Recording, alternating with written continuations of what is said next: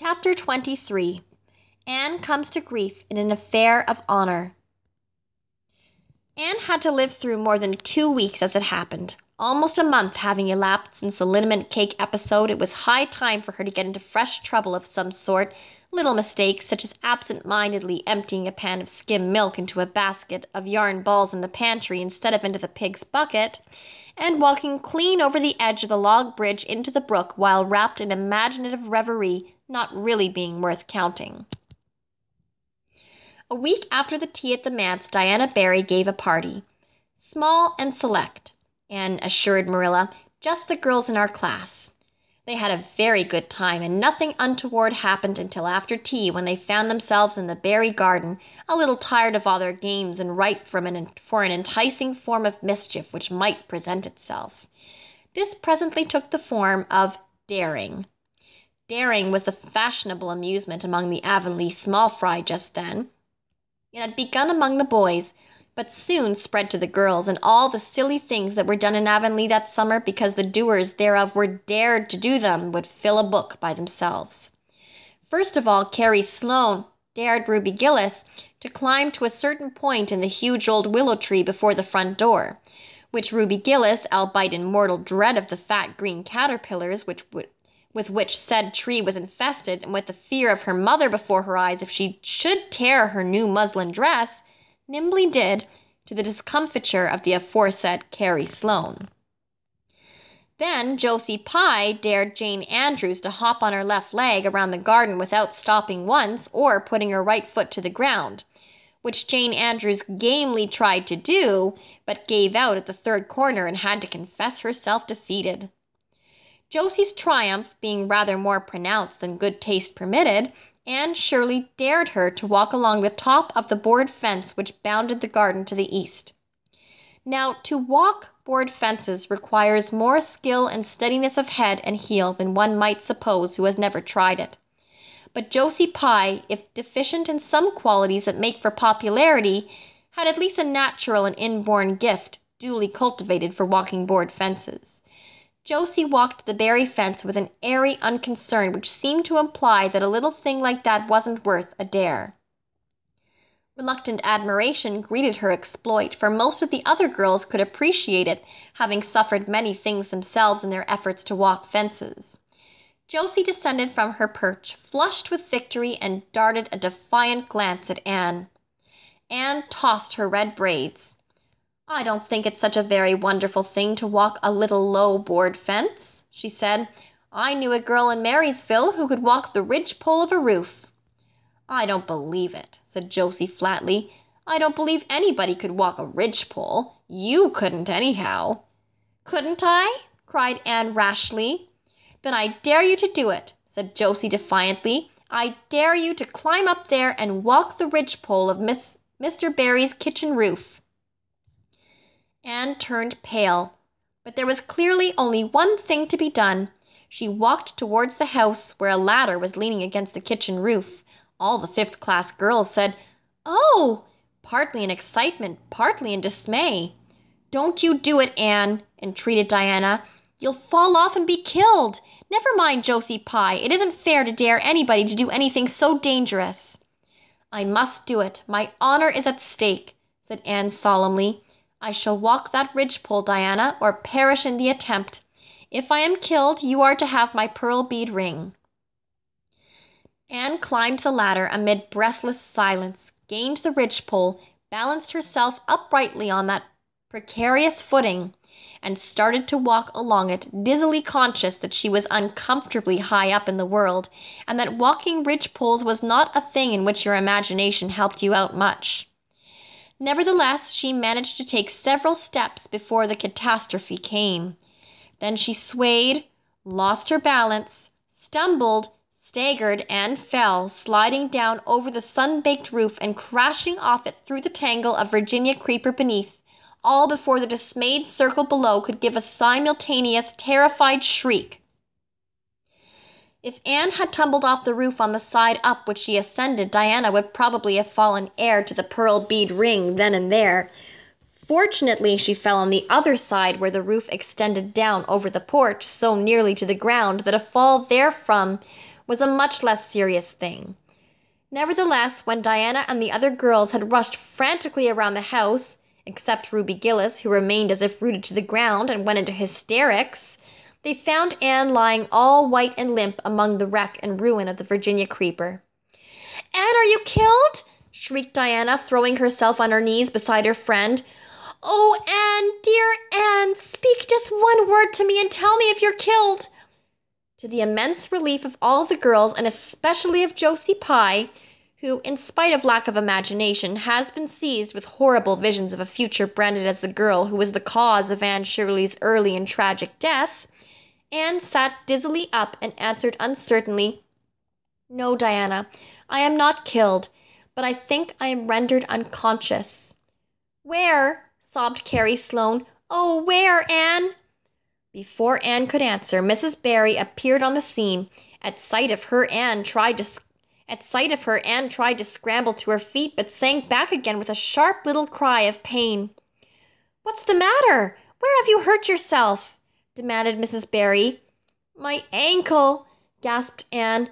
"Oh, Diana, please find your father and ask him to take me home. I know I can never walk there, and I'm sure I couldn't hop so far on one foot when Jane couldn't even hop around the garden." Marilla was out in the orchard picking a pan full of summer apples when she saw Mr. Barry coming over the log bridge and up the slope with Mrs. Barry beside him and a whole procession of little girls trailing after him. In his arms he carried Anne, whose head lay limply against his shoulder. At that moment, Marilla had a revelation. In the sudden stab of fear that pierced to her very heart, she realized what Anne had come to mean to her.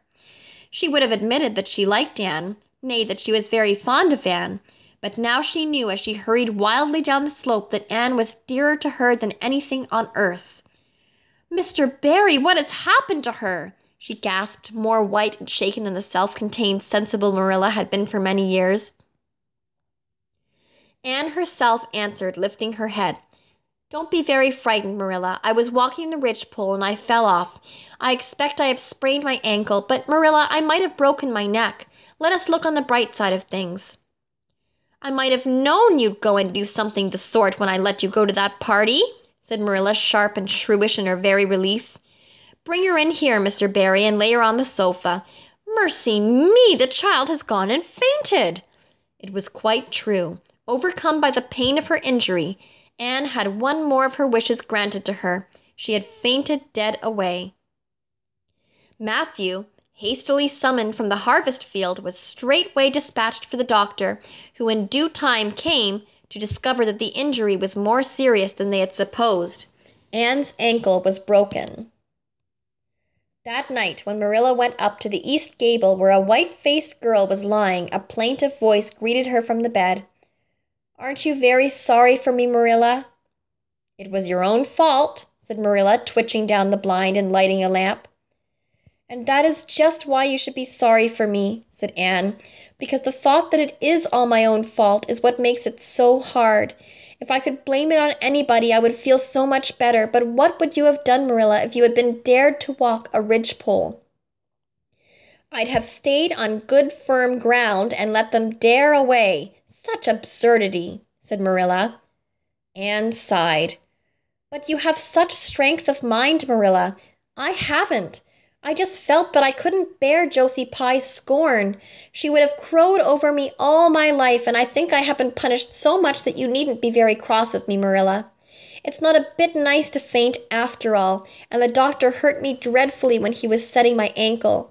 I won't be able to go around for 6 or 7 weeks, and I'll miss the new lady teacher. She won't be new any more by the time I'm able to go to school. And Gil, everybody will get ahead of me in class. Oh, I am an afflicted mortal, but I'll try to bear it all bravely if only you won't be cross with me, Marilla." There, I'm not cross," said Marilla. "You're an unlucky child, there's no doubt about that, but as you say, you'll have the suffering of it. Here now, try and eat some supper." "Isn't it fortunate I've got such an imagination?" said Anne. "It will help me through splendidly, I expect. What do people who haven't any imagination do when they break their bones, do you suppose, Marilla?" Anne had good reason to bless her imagination many a time and oft during the tedious 7 weeks that followed. But she was not solely dependent on it. She had many visitors, and not a day passed without one or more of the schoolgirls dropping in to bring her flowers and books and tell her all the happenings in the juvenile world of Avonlea. "Everybody has been so good and kind, Marilla," sighed Anne happily on the day when she could first limp across the floor. "It isn't very pleasant to be laid up, but there is a bright side to it, Marilla. You find out how many friends you have. Why, even Superintendent Bell came to see me, and he is really a very fine man. Not a kindred spirit, of course, but still I like him, and I'm awfully sorry I ever criticized his prayers. I believe now he really does mean them, only he has got into the habit of saying them as if he didn't. He could get over that if he'd take a little trouble. I'd give him a good, broad hint. I told him how hard I tried to make my own little private prayers interesting. He told me all about the time he broke his ankle when he was a boy. It does seem so strange to think of Superintendent Bell ever being a boy. Even my imagination has its limits, for I can't imagine that. When I try to imagine him as a boy, I see him with gray whiskers and spectacles, just as he looks in Sunday school, only small. Now it's so easy to imagine Mrs. Allen as a little girl. Mrs. Allen has been to see me 14 times. Isn't that something to be proud of, Marilla? When a minister's wife has so many claims on her time. She is such a cheerful person to have visit you too. She never tells you it's your own fault, and she hopes you'll be a better girl on account of it. Mrs. Lynde always told me that when she came to see me, and she said it in a kind of way that made me feel she might hope I'd be a better girl, but didn't really believe I would. Even Josie Pye came to see me. I received her as politely as I could because I think she was sorry she dared me to walk a ridgepole. If I had been killed, she would have to carry a dark burden of remorse all her life.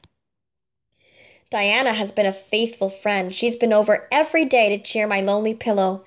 But oh, I shall be so glad when I can go to school, for I've heard such exciting things about the new teacher.